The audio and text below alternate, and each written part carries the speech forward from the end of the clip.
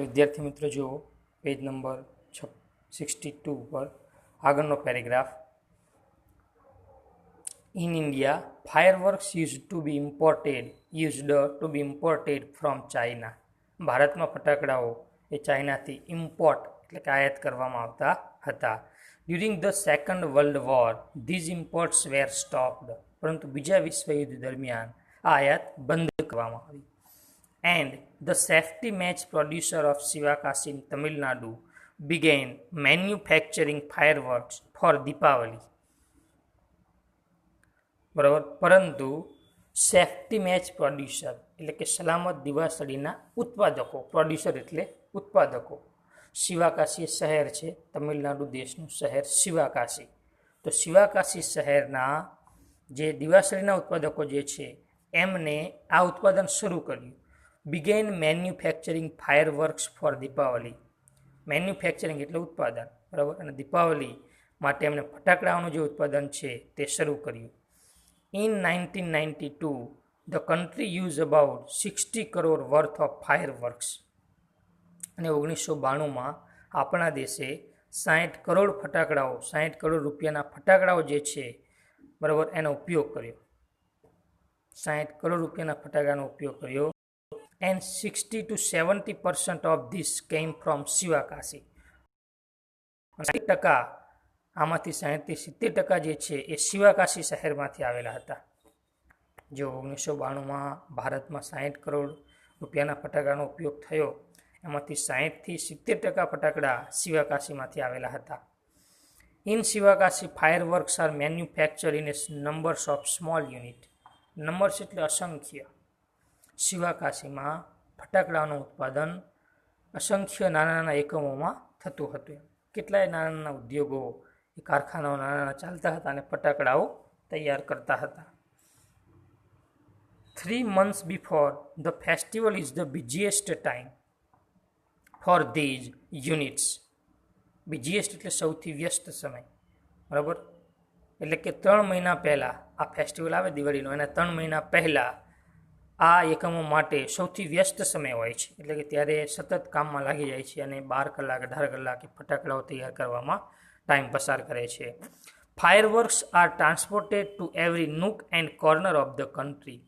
જો every nook and corner આ શબ્દ પૂછાઈ શકે નિયરેસ્ટ મિનિંગમાં વિદ્યાર્થી મિત્રો. નૂક એન્ડ કોર્નર એટલે દરેકે દરેક ખૂણામાં, એટલે ચારેય દિશાઓમાં અર્થ એવો થાય. સિનોનિમ્સ ઇન હોલ ડાયરેક્શન અથવા ઇન ફોર ડાયરેક્શન, ચારે દરેક બાજુ એમ, દરેકે ખૂણે ખૂણે એમ. અને ફટાકડાઓ એ દેશના દરેકે દરેક ખૂણામાં ટ્રાન્સપોર્ટ કરવામાં આવતા હતા. The working condition of these units are however far from satisfactory. બરાબર. ફાર ફ્રોમ સેટિસ્ફેક્ટરી એટલે ઓછી સંતોષકારક. કન્ડિશન એટલે સ્થિતિ. તેમ છતાં આ એકમોની પરિસ્થિતિ જે છે એ બહુ ઓછી સંતોષકારક હતી. કેમ? કારણ કે એને આપણે ફટાકડાને ચોક્કસ એ કહી શકીએ નહીં કે ક્યારે એમાં આગ લાગી શકે, ક્યારે ફૂટશે, એવા કોઈ સાધનો હજુ શોધી શકાયા નથી. There are very few testing facilities for quality or uniformity and hardly any safety measures in force. બરાબર. કારણ કે ત્યાં બહુ જ ઓછા ટેસ્ટિંગ ફેસિલિટી મેં કહ્યું ને, બરાબર, તપાસવાની જે સગવડતાઓ જે છે, ક્વોલિટીની ગુણવત્તા કેવી છે એ તપાસવાની સગવડતા ઓછી છે. ઓર યુનિફોર્મિટી તો એક સૂત્રતા, બરાબર, અને એક સૂત્રતા કેવી છે અથવા તો એની ગુણવત્તા કેવી છે તપાસવાની ફેસિલિટી બહુ ઓછી છે. And hardly any safety measures in force. અને ભાગ્યે જ કોઈ એવા એના મેજર્સ એટલે માપદંડો છે કે જે આપણે નક્કી કરી શકીએ કે ક્યારે ફૂટશે, ક્યારે આગ લાગી શકશે, એની ગુણવત્તા કેવી છે, જે માપ કરવાના ધોરણો જે છે એ ભાગ્યે જ છે એના.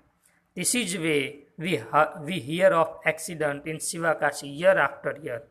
અને તેથી જ આપણે શિવાકાશીમાં દર વર્ષે અને વર્ષે અકસ્માતો વિશે સાંભળીએ છીએ. એટલે કે આગ લાગવાના બનાવો બનતા જ રહે છે. It is very difficult to get information on how to manufacture fireworks because it is not considered safe to give everybody the details. તેથી જ એ ખૂબ જ અઘરું છે. It is very difficult to get information on how to manufacture fireworks. એટલે ફટાકડાનું ઉત્પાદન કેવી રીતે કરવું એની માહિતી મેળવવી અઘરી છે. Get information how to manufacture fireworks, ફટાકડાનું ઉત્પાદન કેવી રીતે કરવું એ મેળવવું અઘરું છે. બીકોઝ કારણ કે it is not considered safe to give everybody the details. Consider એટલે ગણવું, સેફ એટલે સલામત, કારણ કે તેની ડિટેલ્સ દરેકને આપવી તે સલામત ગણાતું નથી. બરાબર. એની માહિતી મેળવી અઘરી છે. ફટાકડાનું ઉત્પાદન કેવી રીતે કરવું, કારણ કે એની ડિટેલ દરેકને આપવી એ બહુ અઘરી છે, સલામત નથી ગણાતી. એમ કેમ? કારણ કે નિષ્ણાંત વ્યક્તિઓ, એજ્યુકેટેડ વ્યક્તિઓને જ આપવામાં આવે છે, કારણ કે દરેક વ્યક્તિ જેનો એ ટ્રાય કરે અને આગ લાગવાની સંભાવના રહે છે. આગ લાગે તો એટલે દરેકને આપવામાં આવતી નથી. Only a very few reliable persons are taught this art.